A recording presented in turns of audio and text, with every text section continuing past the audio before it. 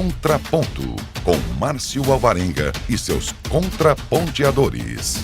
10 anos no ar. Está começando mais um Contraponto, um tema: adultização infantil.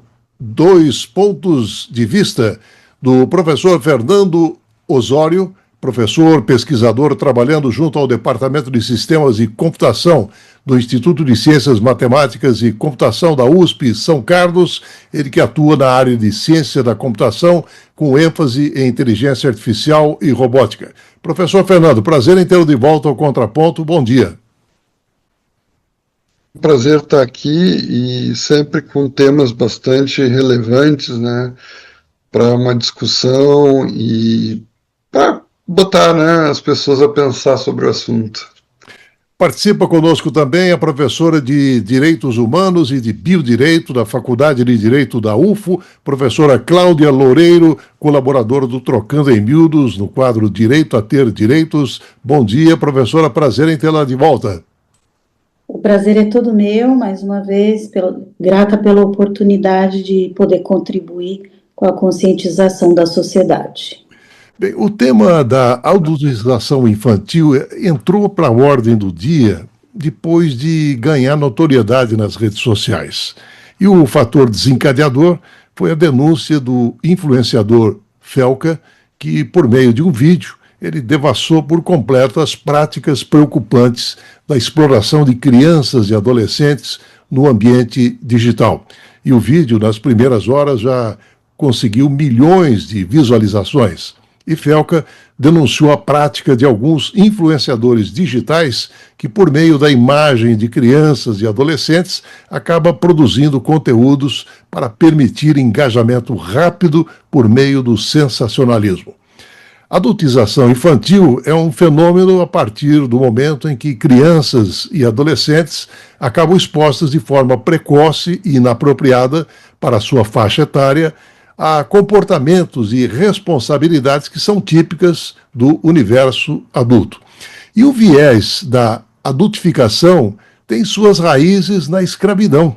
A idade era apenas um fator para os proprietários de escravos, ao considerar o quanto a criança era fisicamente capaz de fazer. E havia pouca distinção entre adultos e crianças. E nos dias de hoje, professor Fernando, que mundo é esse, hein?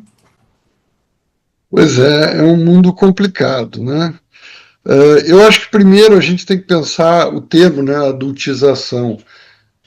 Existem padrões morais e éticos, né?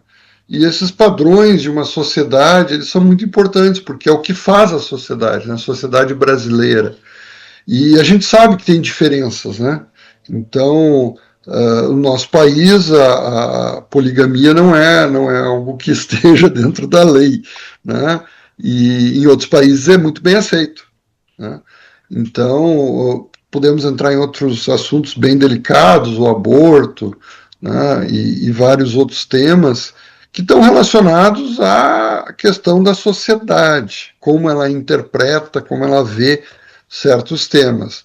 Na sociedade brasileira, a gente encontra, normalmente, um conceito de que existe aos 18 anos a separação do menor para a maioridade, né? E o menor de idade, ele se imagina que abaixo dos 18, ele ainda não tem formado toda a sua capacidade de avaliação, de ter uma independência, né, maior. Isso inclui a questão, né, o sexo sendo considerado em menor de idade, né? Aí a gente pode depois discutir a questão legal, né, mas é considerado que o menor de idade ainda é cedo para isso. E o menor ainda tem, né, 14, 16, 18, né? E outras coisas, álcool, né, também. Os menores, né, crianças, adolescentes menores de idade não eram para consumir álcool, né?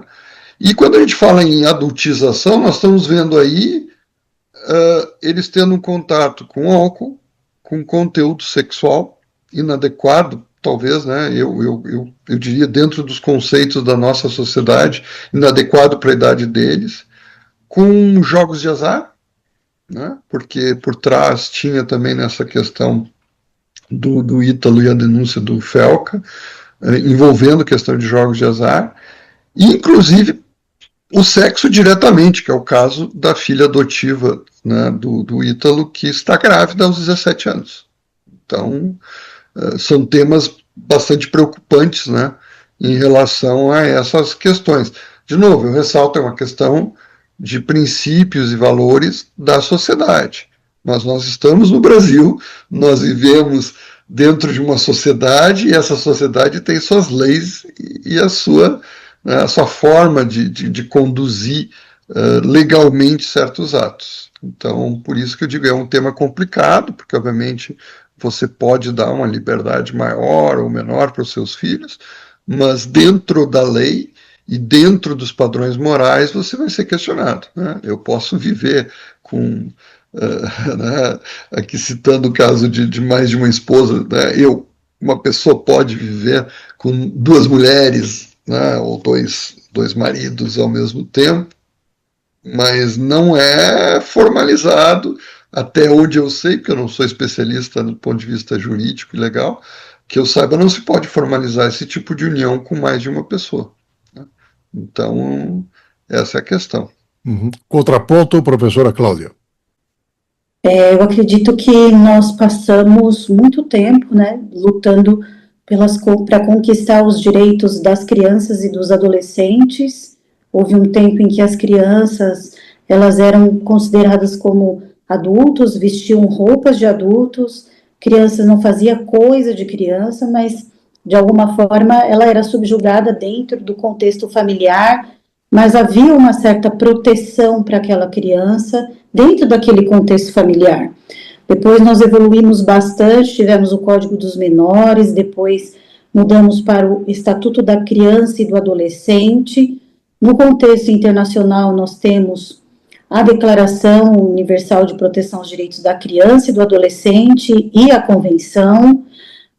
De certa forma, pensando sob o olhar jurídico, nós evoluímos na construção de um regime jurídico protetivo aos direitos das crianças, seja no direito brasileiro, seja no direito internacional, mas, por outro lado, o que nós vemos é uma constante degradação do conceito e contexto de família, e vemos aí as questões morais atinentes a esta situação de pais aceitarem que seus filhos participem de determinadas gravações, ou pais que propiciam eles mesmos, né, que os filhos façam determinadas gravações. Nós vemos aí uma distorção, uma discrepância entre o que a lei determina, o direito internacional e os direitos humanos, e o que as pessoas estão fazendo. E eu gostaria de lembrar também que não é uma situação inusitada e nova para o Brasil. Apenas o formato no qual ela se desenvolve é novidade para nós. Mas nós sabemos que em muitas regiões do Brasil existe um costume, digamos assim, entre aspas, de que os pais se utilizam dos filhos para conseguir alguma renda familiar. E essa utilização é realmente, a palavra eu escolhi propositadamente, utilitarista, né, no sentido de também permitir a degradação dos direitos desses filhos. Então, nós estamos diante de uma grande, a necessidade de revisitarmos o nosso conceito enquanto país, enquanto Estado, enquanto nação, o que é família para nós e o que, enquanto família, nós estamos proporcionando para as nossas crianças? Que tipo de proteção? Será que nós estamos realmente protegendo essas crianças dos perigos do mundo e, hoje, em especial, das redes sociais? Professor Fernando, uma pesquisa que foi realizada no ano passado pela União Europeia mostra que 73% consideram o abuso sexual infantil online um problema generalizado ou muito difundido.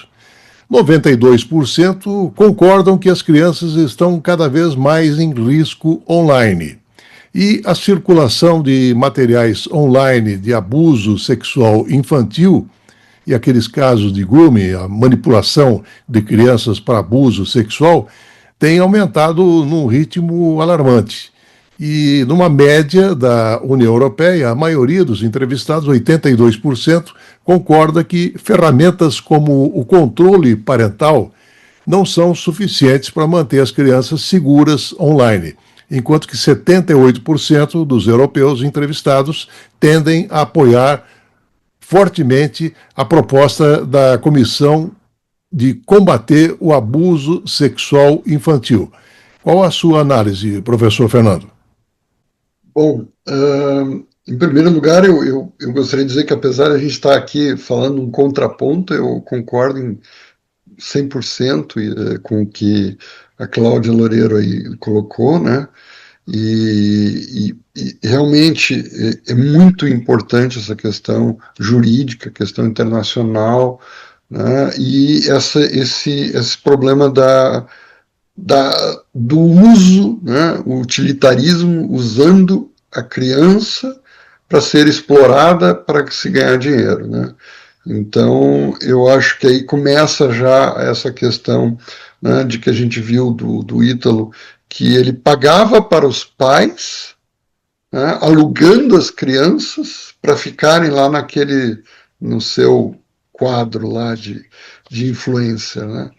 E que isso é uma coisa que realmente a questão do dinheiro, a gente pode falar isso no caso do Ítalo, nós podemos falar isso no caso de alguém que usa seus filhos e menores para pegar dinheiro e pedir dinheiro na sinaleira, né? A gente conhece no semáforo ali, e está abusando, né, do trabalho infantil como forma de conseguir mais, porque realmente as pessoas ficam mais sensibilizadas ao verem uma criança, né, em condições inadequadas para a idade dela, para né, o que se espera.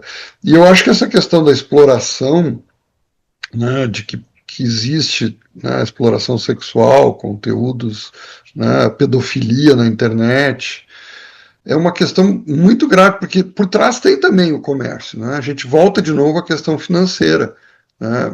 Existe problemas psicológicos e psiquiátricos das pessoas que têm um desvio de conduta, né? Porque a gente considera isso, é um desvio de conduta, né?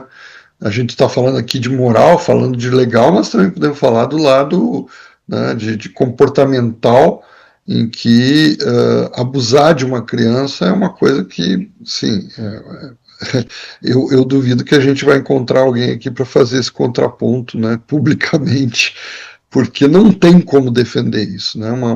Uma criança que não tem como se autodefender, ser violentada, ser explorada, ser filmada, né? E é um abuso moral e sexual que acontece. Então, essa questão ela é bastante grave e ela está ligada também. Ela está ligada a duas coisas. Óbvio, tem o lado financeiro e tem o lado desse desvio de conduta, né, que tem acontecido. E é impossível de frear, né, o uso e o acesso à internet, que acaba aparecendo esses conteúdos. E aí que eu acho uma coisa muito grave. Quando você mostra conteúdos indevidos, é como se estivesse dizendo que isso é aceitável. Tá? Eu sou a favor, tem que prender pedófilo, gente que difunde conteúdo com abuso de crianças, tem que prender na hora, e quanto mais, melhor. E não adianta dizer, não, pô, era um problema. Gente, é um crime hediondo, né? É uma coisa horrível. Só que tem gente produzindo conteúdo, tem gente colocando na internet, e inclusive já ouvi gente falando, tá, assim, não vou dizer que seja uma posição, mas assim, hoje tem os fakes, dá para fazer com fake, não envolve a criança, é melhor que façam o fake, né, o deep fake, ou seja, gerar por inteligência artificial uma cena dessas, uma cena de abuso de uma criança, uma cena de estupro, uma cena de pedofilia. Não é melhor, porque você está colocando um conteúdo que incentiva a que seja feito com a criança mesmo, não apenas no fake. Então, eu acho que assim, é uma coisa que tem que ser completamente banida, né, esse tipo de conteúdo. Porém, é muito complexo, né? Como fazer isso? Né, assim, como que você consegue atingir plataformas, consegue bloquear? É uma coisa que não é trivial. Tá? Existem hoje em dia muitas pesquisas para tentar identificar esse conteúdo automaticamente e remover. Tá? Mas eu não sei dizer se isso funciona muito bem. Tá? Eu sei que no Brasil tem, na Unicamp, tem um centro de pesquisas lá que é muito avançado que está fazendo esse tipo de trabalho. Mas as Big Techs, elas têm uma capacidade de remover rapidamente, por exemplo, se eu botar uma música de fundo com direito autoral, ela bloqueia meu vídeo. Já outras cenas, é verdade que conteúdo sexual normalmente é removido, mas será que é tão eficiente? Será que... Né? E essas outras plataformas, que talvez sejam, né, da famosa Deep Web, que continuam difundindo, o provedor não teria que bloquear isso, né? Porque essa informação ela passa pela internet. Será que não tem como bloquear? Não tem como detectar a origem que venha de um site da Deep Web? Eu acredito que existem métodos. Infelizmente, a gente vê um crescimento disso, um problema cada vez maior, e uma dificuldade, né, dos órgãos públicos, das empresas de combater, né, isso. Algumas vezes porque é difícil, realmente, custa, né, você tem que pagar para combater alguma coisa que está rendendo dinheiro para né, contravenção. E outras vezes é porque também afeta o próprio negócio, né? Algumas plataformas, se você começar a tirar muito conteúdo, podem perder a sua renda, né? Então fica essa questão. Professora Cláudia, enquanto muitos pais estão preocupados com a forma como a exposição à tecnologia pode afetar as crianças do ponto de vista do desenvolvimento, já outros estão enxergando crianças e adolescentes como mercadorias que podem gerar lucro fácil, professora. Sim, as crianças acabam sendo consideradas pelos pais como uma fonte de renda, né? E isso não é novo na internet. Eu me lembro bem que quando meu filho, que hoje tem 12 anos, era menor, ele adorava assistir uns vídeos que mostravam a vida cotidiana de um menininho chamado Paulinho, né? E ele via o que acontecia, ele dizia assim, olha, eu quero isso, mamãe. Eu falo, mas isso não é tão simples assim de se adquirir. Ele ganhou para fazer essa propaganda, mas meu filho era tão pequenininho, ele não entendia. Puxa vida, não pode ser assim, deve ser uma coisa mais simples. Então, vejam, eu conto essa história para explicar que a criança, ela está exposta de diversas formas a este ambiente, como um alvo para consumir produtos, né? E também como um alvo para ser o chamariz do consumo de outras pessoas. Então, a criança, ela está sofrendo vários níveis, está passando por vários níveis de vulnerabilidade diante deste contexto, e os pais estão perdendo um pouco o fio da meada, né, o caminho da realidade. Então, eu percebo que muitas vezes, muitas mães me dizem, meu filho não pode ter um celular porque ele não vai encontrar nada de bom neste ambiente. Mas, na verdade, eu também acho isso um pouco equivocado, porque a minha ideia é oferecer aquela ferramenta e mostrar para o meu filho que, apesar de eu poder exercer o controle parental sobre tudo que ele faz quando ele está com o celular dele em mãos, o maior bem que eu posso fazer para ele nesse momento é colocar limites, conversar e explicar. Eu acho que esse é o controle parental que nesse momento funciona melhor. Mas eu posso garantir que, pela minha experiência como mãe, as crianças estão extremamente expostas e muitas mães e pais não se mostram preocupados com a exposição das crianças nas redes sociais, mas se mostram muito felizes com o número de likes que os vídeos que essas crianças postam recebem nas redes sociais. Então, eu acho que nós estamos passando por um momento extremamente complexo de uma inversão de valores, onde os likes valem mais do que momentos de convivência, de diálogo, de orientação e de convivência familiar. Então, percebo que também isso está muito ligado à questão, para alguns pais, isso está muito ligado a um contexto social maior do que esse, que é a falta de acesso a certos bens materiais, o que vai significando para aquela pessoa, de certa forma, a perda da sua dignidade, a ideia da fome, da pobreza, da falta de emprego, de inserção social, também torna estes pais e essas crianças, aqui não estou defendendo os pais, mas também torna estes pais e essas crianças vulneráveis a esse tipo de situação, né? Enfim, expostos de certa forma. Então, acredito que o Estado tem de fazer o seu papel de regular, proteger, tipificar, fiscalizar e punir.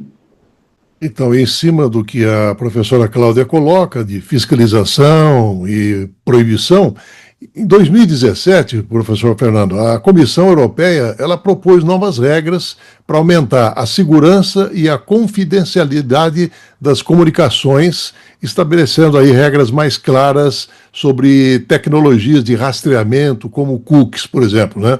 E o parlamento adotou a sua posição, só que o procedimento acaba ganhando um ritmo muito lento. Em 2022, o parlamento e também os próprios governos da União Europeia acabaram introduzindo duas novas leis importantes para criar um mundo online mais justo e seguro: a Lei de Mercados Digitais e a Lei de Serviços Digitais. Em geral, a ideia é: o que é ilegal offline deve ser ilegal online, professor.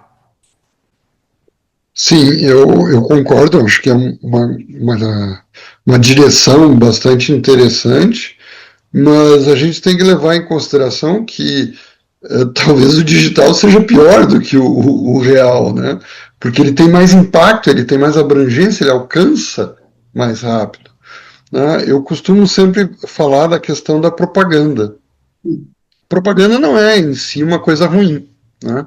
A propaganda, ela serve para divulgar um produto. Quando você tem um bom produto e não tem propaganda, você também não consegue colocar no mercado, né? Então, usualmente, o objetivo é que você possa vender e fazer propaganda do seu produto. Porém, a propaganda é regulamentada. Seja ela impressa, seja ela, né, de um outdoor, o que for, existe o CONAR, o Conselho de Regulamentação, né, da Propaganda. E tudo, hoje em dia, existem regulamentações, quer dizer, você sair agora anunciando o remédio que cura do câncer à unha encravada, isso é considerado ilegal, né? Assim, deveria ser. Infelizmente, a gente vê certos suplementos aí estranhos no mercado que prometem curas e que já deveriam estar sendo monitorados, na minha opinião, né? Porque começa assim, você bombardeia o tempo todo, na TV, não precisa ser na internet, né? Propaganda, ou como falou a Cláudia, né? Assim, o filho que enxerga aquela propaganda, pô, olha que legal isso aqui, mas isso aí é uma criança fazendo uma propaganda para uma criança. Ou está dentro daquele programa infantil que vem, né, de disfarçado um produto dentro de um programa de entretenimento. E a propaganda é realmente uma coisa bastante complicada. E daí eu acho que a gente passa para uma questão que é: o que é essa propaganda, essa visibilidade que você coloca, né, e a força que ela tem? Eu fiz uma vez um experimento na internet que eu botei num buscador, sobre os problemas do uso excessivo de álcool, né? E vamos ver o que ele me retorna. Tudo bem, ele retornou ali as respostas, mas na barra lateral, que é a barra de propagandas, veio propaganda de álcool, de venda. Poxa, olha só, assim, até se você é uma pessoa procurando se livrar do vício, né? do álcool, ele vai te colocar do lado da propaganda, porque é uma recomendação. São os chamados sistemas, né? Eu posso falar com mais propriedade, sistemas e algoritmos que recomendam. E a propaganda é uma recomendação. Você busca uma informação, já é recomendado alguma coisa, né? Você puxa para frente aquela coisa de você trazer, né? O próprio Felca, ele indica que ele começou a pesquisar o assunto e começou a ouvir cada vez mais aquele tipo de conteúdo desagradável, né? E que incomodou mais e mais e mais. Isso é típico dos sistemas de recomendação. E aí nós temos uma coisa interessante. Voltamos à questão monetária, o dinheiro. Você paga a empresa para colocar a sua propaganda na frente. Então, existe um pagamento para destacar o seu produto, que pode ser um produto prejudicial, problemático, né? A gente sabe o uso do cigarro, né? Quanto tempo se levou para proibir cigarro, né, em propagandas de corridas de carros, depois futebol, se alterou as caixas, né, do cigarro para fazer, né, informar os perigos do fumo, e isso tudo foi uma coisa que levou muito tempo, né? E para regular, para equilibrar, vamos dizer, esse jogo da propaganda, né? Porque você ligava um filme há umas décadas atrás, estava todo mundo fumando, né? Hoje em dia, se não proibisse, 100% dos artistas da novela estariam fumando. É uma coisa absurda, né? Então, essa regulamentação, ela tem que ser, primeiro, você não pode deixar livremente as pessoas, porque eu paguei, eu posso publicar minha propaganda. Não. Tem que haver controles. Se eu paguei, eu tenho que passar por um crivo de um regulador. Existem órgãos de regulação, né? Não adianta eu ter o peso do dinheiro e eu ter uma companhia aérea cujos aviões caem todo o tempo. Para isso existe a regulamentação da ANAC. Não adianta eu colocar um pseudo remédio no mercado e ele fazer mais mal do que bem. Para isso tem a Anvisa. Então existem órgãos reguladores, eles são essenciais e muita gente chama isso de controle, de controle quase, isso é uma ditadura contra o livre comércio, o livre mercado. Não, não. Nós temos que ter regulamentação, nós temos que ter lei, nós temos que poder proibir e nós temos que poder penalizar quem está indo fora das regras, fora do limite do que a sociedade considera aceitável. Vender um produto que faz mal é inaceitável. Fazer uma propaganda enganosa 100% é inaceitável. Né? E ocorre, infelizmente. Então, tem uma série de questões que eu acho que são... E aí, claro, você tem os dois lados. A empresa que está recebendo esse dinheiro para poder colocar o produto na frente, a pessoa que pagou, e algumas vezes a pessoa paga para que esteja na frente, para depois ela ter mais, no caso, o influenciador, ser mais visível, e sendo mais visível ela monetiza. Olha só, é só dinheiro. Ele vai e vem. E com um resultado desastroso.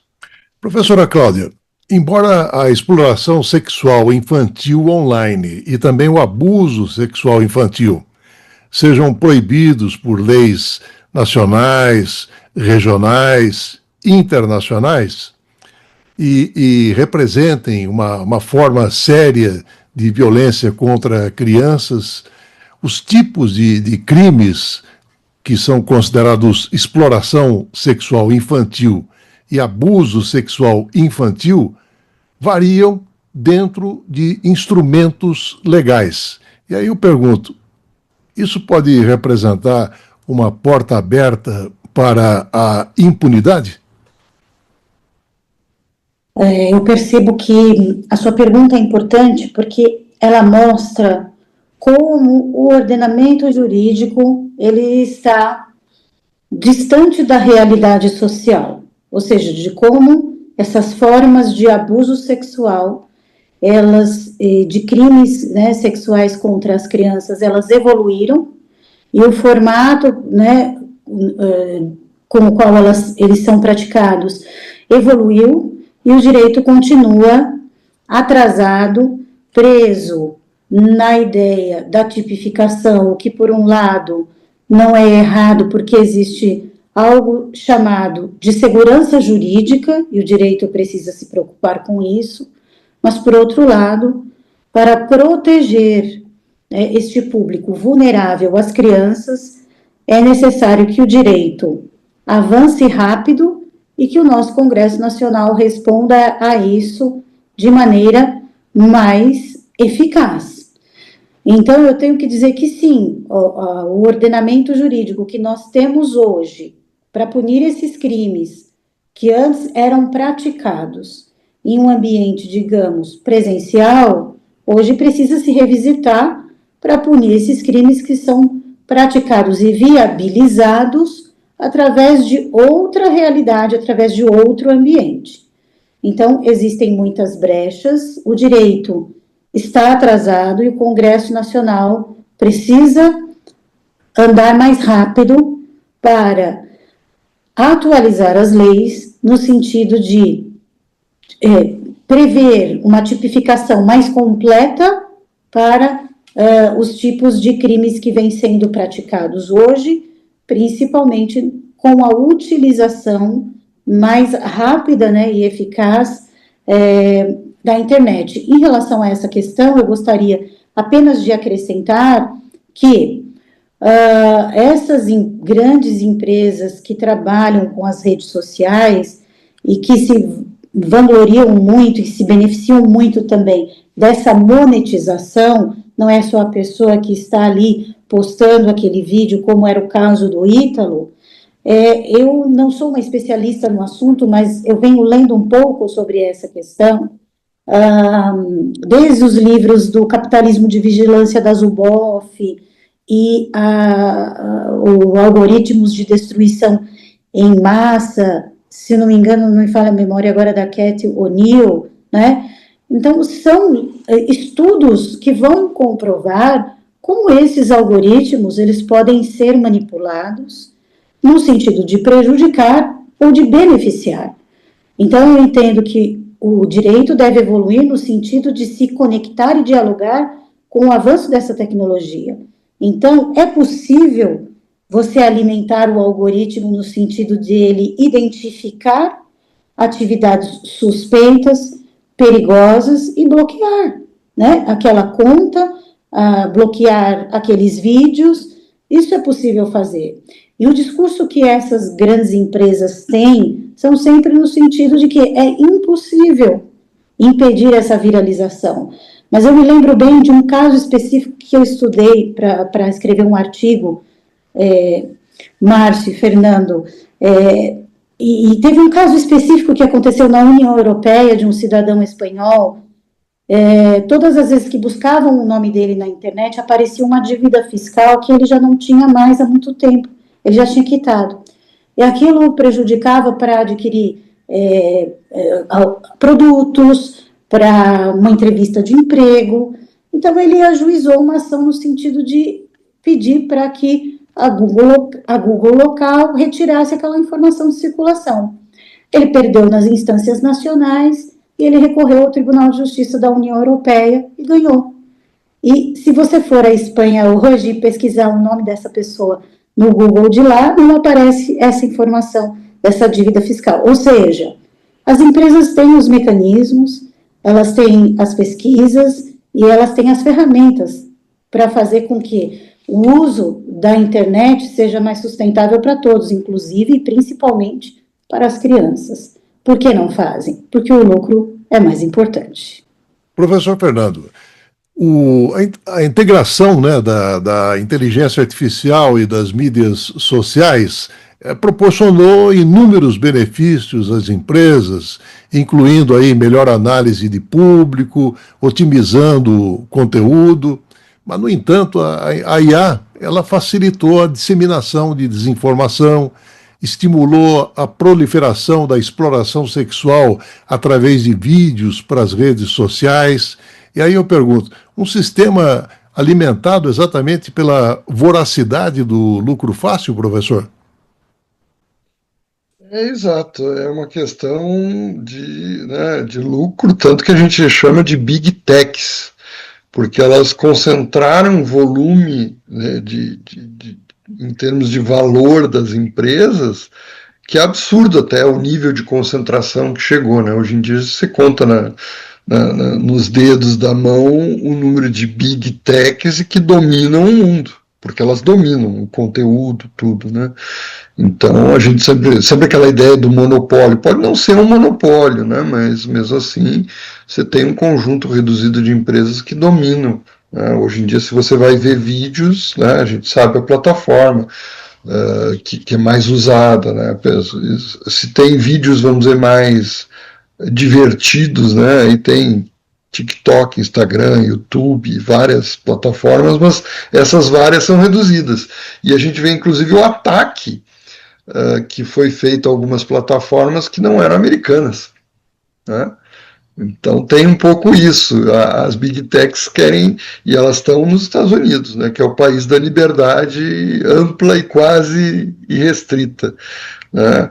Então isso permite que elas visem um lucro, venda, receber pagamentos para impulsionar conteúdos, e quem não paga não aparece, né? Então tem isso. Você é meio que bloqueado, você não. Porque, obviamente, né? Eu gosto de fazer exercício de vez em quando, buscar uma palavra-chave na internet. A palavra ChatGPT, que está na moda, né? Que é uma ferramenta de IA, você procura na internet, são, sei lá, 10 milhões de respostas. Só que você vai ver 10 na sua frente. Né? Que 10 são essas? É algoritmo, é seleção. E obviamente que muitas delas é do site da OpenAI, que é a empresa que faz o ChatGPT e que vende o ChatGPT. Ah, mas e o modelo chinês DeepSeek, ele é gratuito, ele é aberto, ele é mais aberto do que o ChatGPT, por que ele não aparece? E não vai aparecer. Porque é uma questão econômica, né? E aí, eu acho que quando a gente fala em big, né, techs, a gente pode falar em big bets. O jogo é uma coisa complicada, jogo de azar. E hoje em dia no Brasil, quanto tempo nós levamos para ter uma lei que regulamentou as empresas de bets? E na verdade regulamentou ou selecionou as premiadas que têm o direito de fazer as bets? Porque não se fechou.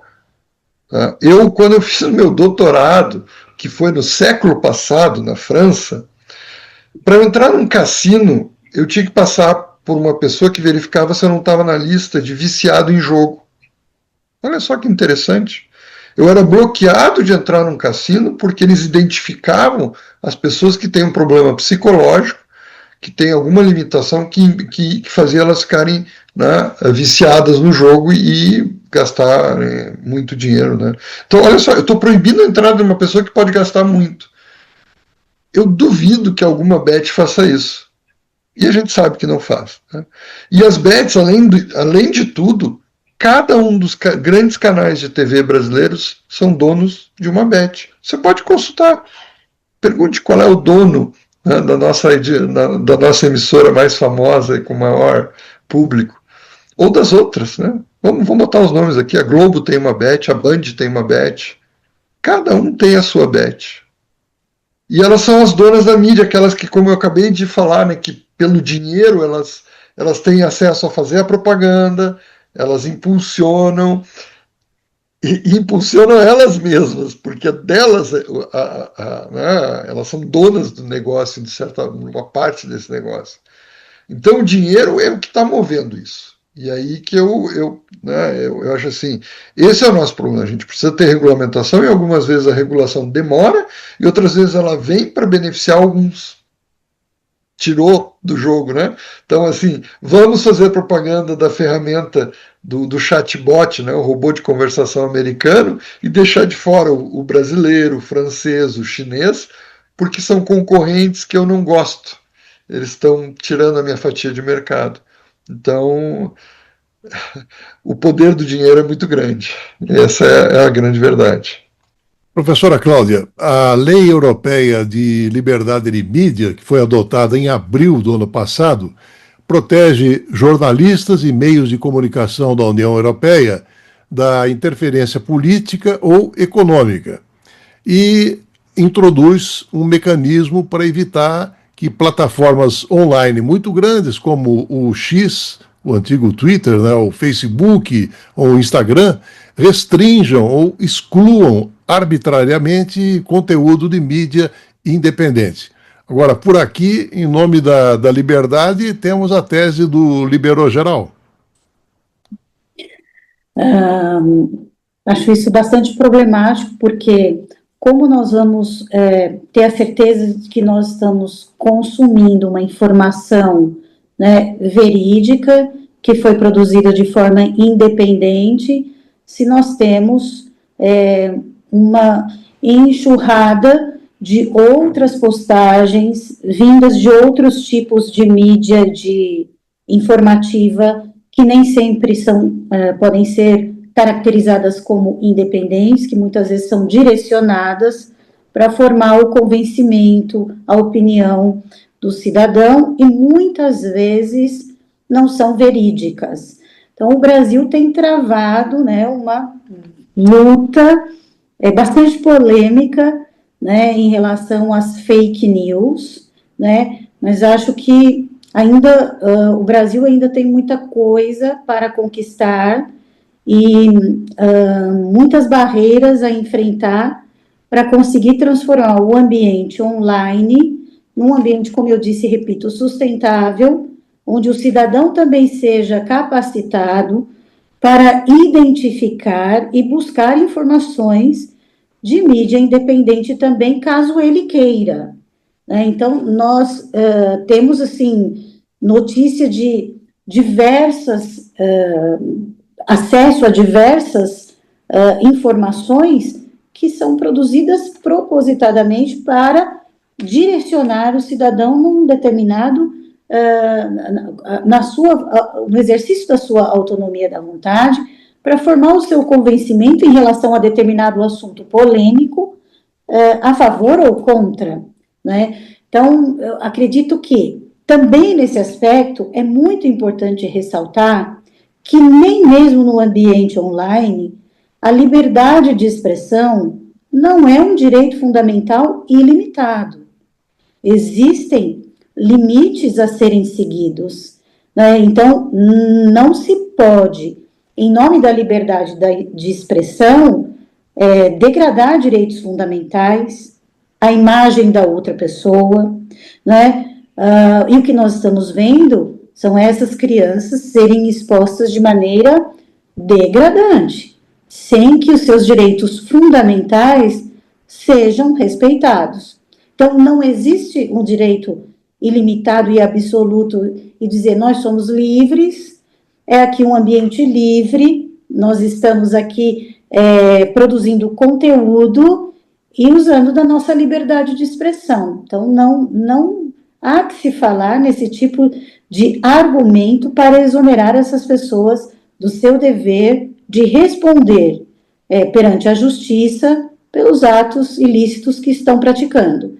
Infelizmente, existe a sensação de que a internet é um ambiente livre, né? E essas pessoas sabem muito bem como fazer para se exonerar da sua responsabilidade. No entanto, eu acredito que esta denúncia feita pelo FELCA mostra que esta liberdade não é tão absoluta assim como as pessoas pensavam, né?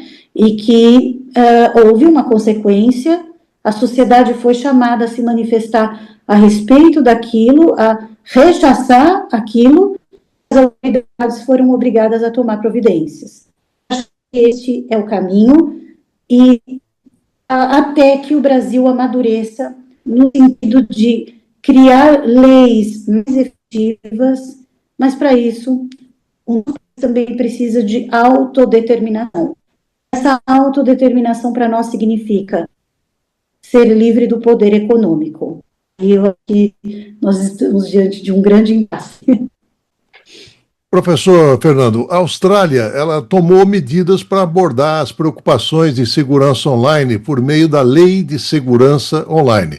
E essa legislação, ela concede ao Comissário de Segurança Eletrônica autoridade para emitir avisos de remoção para conteúdo online prejudicial, impondo multas por não conformidade. E as empresas que não removerem o conteúdo especificado dentro do prazo designado podem enfrentar, então, as penalidades financeiras. E essa legislação enfatiza a necessidade de moderação de conteúdo rápida e eficaz para proteger os usuários australianos. Aí eu pergunto, professor, que rapidez existe hoje em termos de tecnologia para cumprir essas normas?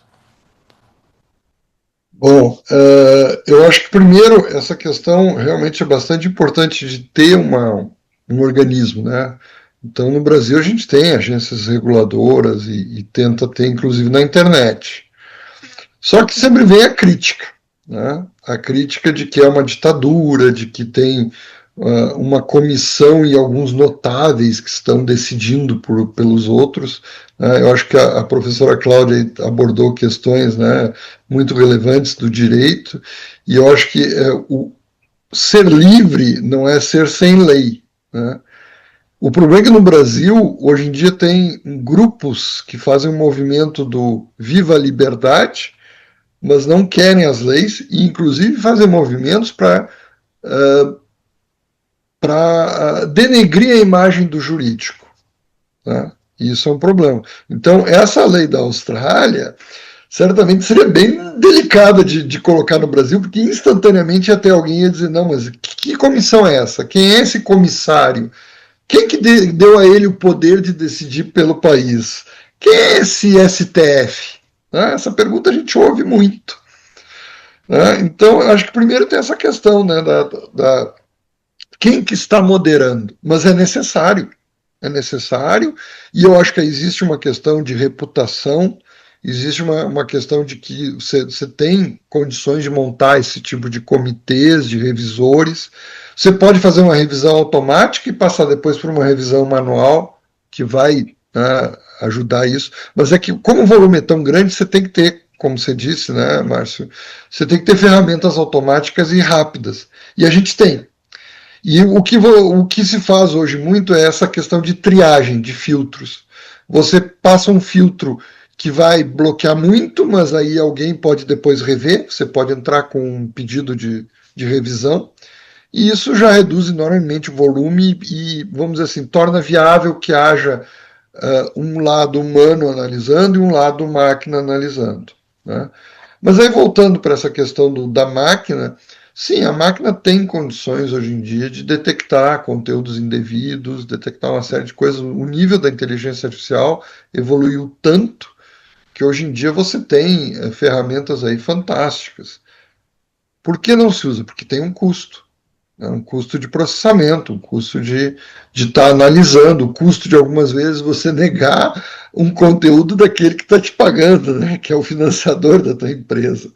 Né? Então é uma coisa bastante complicada, né? Mas de novo, qual é o custo legal brasileiro? Existe um custo dos tribunais, né? De todo o judiciário, mas ele experimenta tirar o judiciário, né? Eu acho que essa é uma questão assim que algumas vezes, tá, não sei se eu estou aqui insistindo, nós estamos falando, né, em adultização, mas acho que isso está dentro desse contexto. As pessoas têm que ter uma noção que aqui não estamos discutindo o cerceamento da liberdade de fazer uma dancinha na frente da câmera.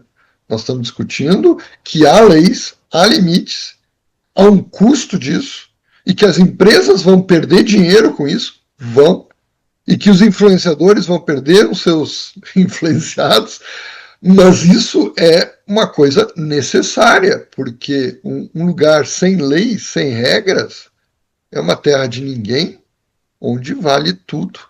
E eu não quero, né, eu literalmente eu me mudaria para outro lugar se eu tivesse num lugar sem lei, porque eu acho que a sociedade sem lei, ela vale qualquer coisa.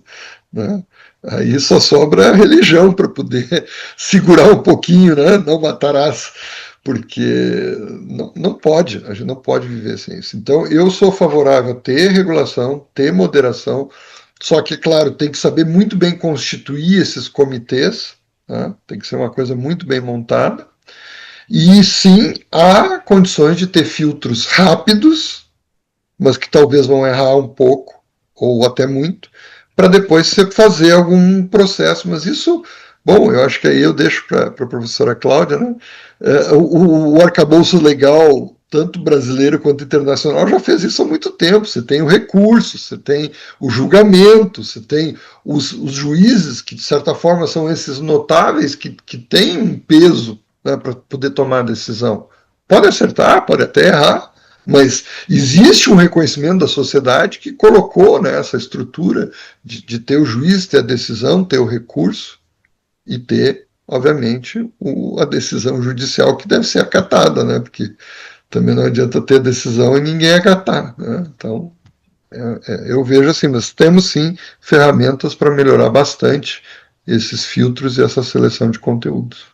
Professora Cláudia, está na Câmara dos Deputados o projeto 2628 de 2022, que define regras para a proteção de crianças e adolescentes nos ambientes digitais. Esse texto, inclusive, obriga todos os produtos e serviços de tecnologia a ter exatamente mecanismos para impedir ativamente o uso por crianças e adolescentes quando não tiverem sido desenvolvidos para esse público ou quando não forem adequados, né? E esses fornecedores de produtos e provedores de serviços deverão, então, tomar providência para prevenir e também mitigar essas práticas, tanto do bullying como da exploração sexual, e padrões de uso que possam incentivar vícios e também transtornos. E essa proposta exige ainda a disponibilização de mecanismos de controle parental para impedir a visibilidade de determinados conteúdos e também limitar a comunicação direta entre adultos e menores de 18 anos e restringir o tempo de uso. Já os opositores da proposta alardeiam o pretexto da liberdade para barrar o texto, professora.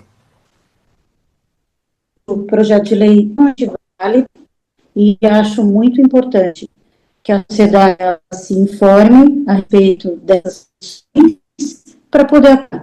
Eu sinto bastante frutífero quando os celulares foram proibidos nas escolas, os pais pararam. Por quê? Porque eles não tinham ciência do benefício que aquilo seria para os seus filhos, não é?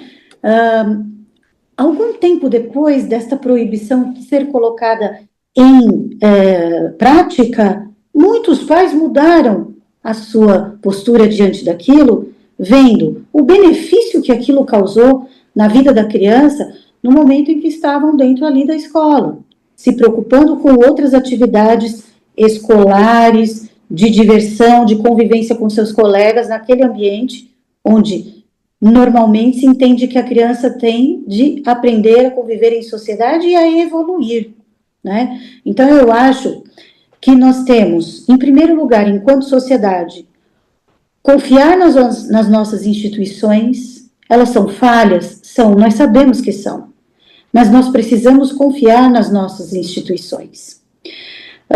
Aperfeiçoar a forma como nós nomeamos pessoas para essas comissões de compliance, de fiscalização, e sempre aprimorar. Mas a principal preocupação nossa, enquanto sociedade, é dialogar com essas instituições, confiar nessas instituições e promover o seu aperfeiçoamento. Então, eu acredito que pouquíssimos pais tenham consciência desse projeto de lei e do que ele propõe, né? E ficam recebendo essas informações do malefício que seria este projeto de lei, se ele se tornasse uma lei, a liberdade, né, de ir e vir, de expressão dentro do contexto online. Então, é algo pensado, né, estrategicamente por essas empresas que lucram com este ambiente de anomia e de anormalidade, porque também nós temos de pensar que essa realidade que nós estamos vivendo não pode ser normalizada, ela tem que ser vista como algo inaceitável, né, que nós tenhamos ali o objetivo de rechaçar essa realidade, né? Então, essas empresas, através do seu lobby, dentro do Congresso Nacional e na sociedade, elas vão vir com todas as forças para cima da sociedade para formar o convencimento e distrair a sociedade da importância do que está sendo previsto nesse projeto de lei para proteger as nossas crianças, os nossos adolescentes e a nossa sociedade, né? Então, eu acredito que não possa vingar o sentimento de liberdade plena e de ausência de lei e de punição.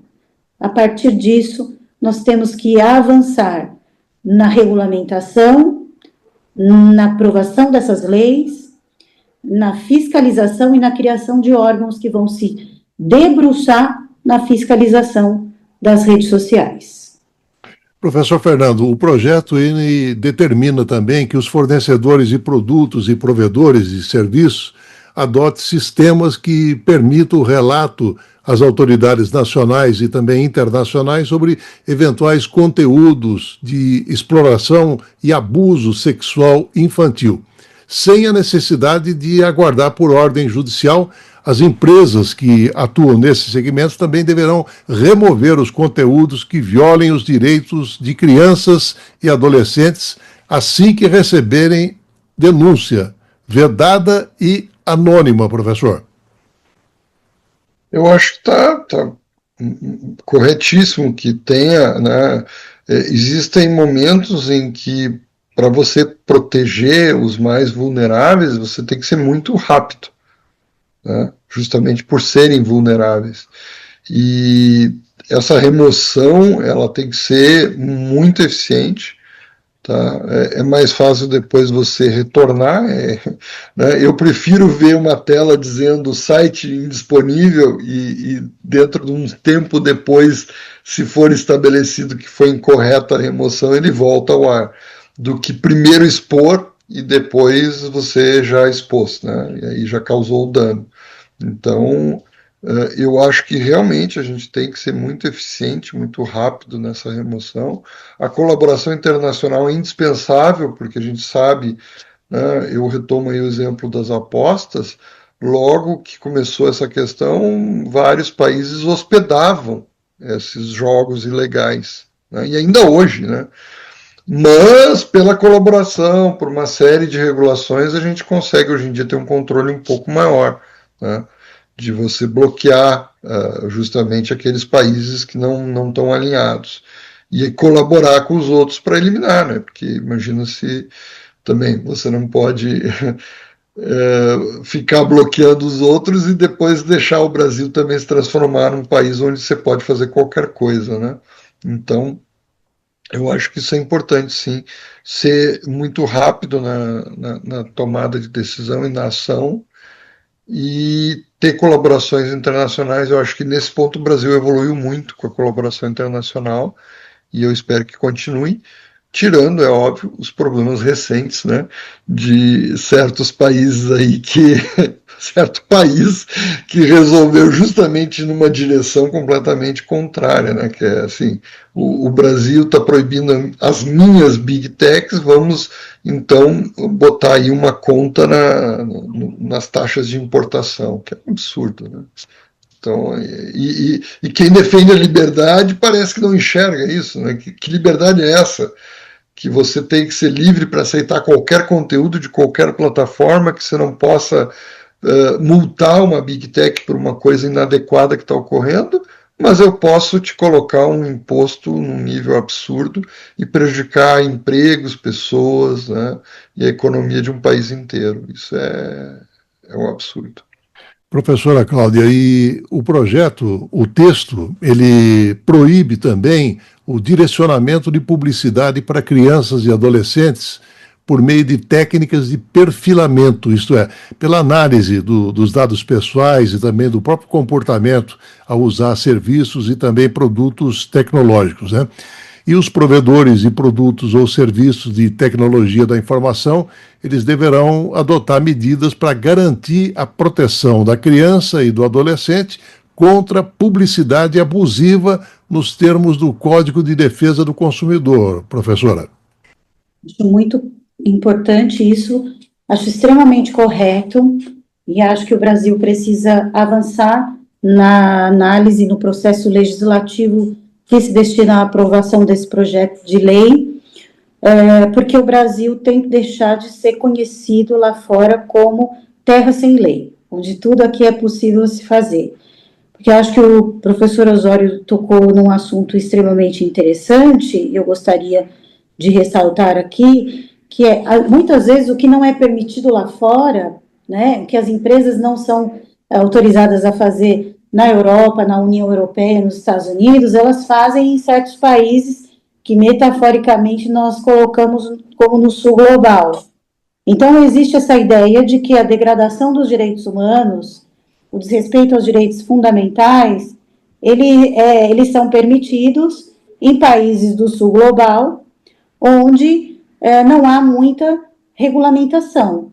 Então, eu acho extremamente importante a proteção de dados dessas crianças, dessas pessoas, dos pais, né, que isso avance muito mais, que o Brasil amadureça muito mais em relação a essas questões, né, e que o Brasil se coloque e se posicione diante dessa questão. Olha, aqui não é terra sem lei.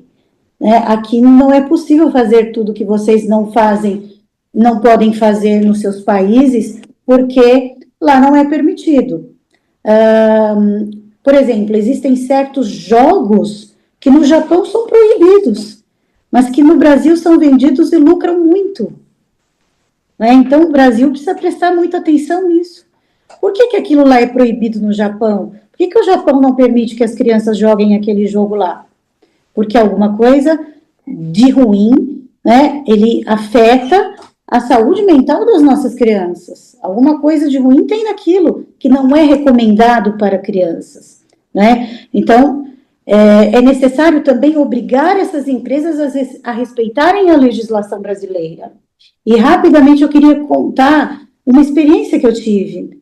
É muito rápido. Meu filho gostava muito de Lego. E eu comprei um Lego para ele montar um avião e veio sem uma pecinha assim, minúscula. E a gente sabe que sem uma pecinha minúscula o Lego não fica perfeito, não monta.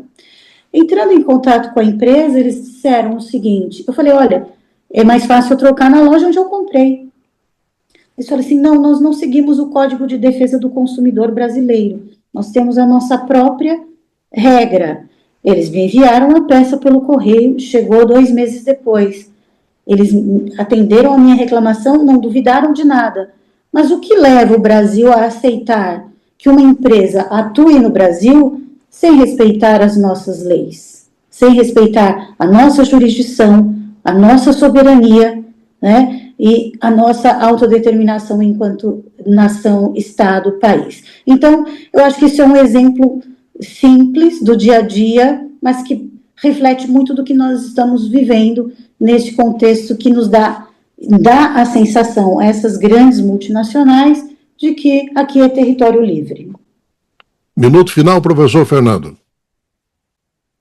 Bom, eu acho que nós tivemos aqui um contraponto que é um ponto unificado, né? Convergiu para um ponto que é realmente, primeiro, o dinheiro não pode tudo e não deve poder tudo. Segundo, a gente tem que sempre proteger os mais vulneráveis, e nesse caso a gente falou aqui muito da criança, adolescente, aqueles que são vulneráveis, que ainda não têm condições de eles se autodefenderem, né, desses ataques de propaganda, de exploração. E isso nos coloca em que é um problema muito grande, atual, de pensar que a pessoa tem que estar em primeiro lugar. Não é o dinheiro, né? Não é tirar vantagem, é a pessoa como sociedade, né? Assim, a sociedade como um todo é que tem que progredir, evoluir, e para isso ela precisa de leis, ela precisa de regulação, ela precisa estar estável e equilibrada. E o desequilíbrio é uma coisa horrível. Então, a minha mensagem é um pouco essa, buscar sempre o equilíbrio. O equilíbrio passa por uma visão justamente social e não monetária. Professor Fernando Osório, pesquisador trabalhando junto ao Departamento de Sistemas e Computação do Instituto de Ciências Matemáticas e Computação da USP, muito obrigado pela sua participação em mais um Contraponto, professor. Obrigado, eu que agradeço pelo convite e oportunidade. Professora Cláudia Loureiro, professora de Direitos Humanos e Biodireito da FADIR, Faculdade de Direito da UFO, muito obrigado pela sua participação em mais um Contraponto, professora. Eu que agradeço pela oportunidade, um abraço a todos.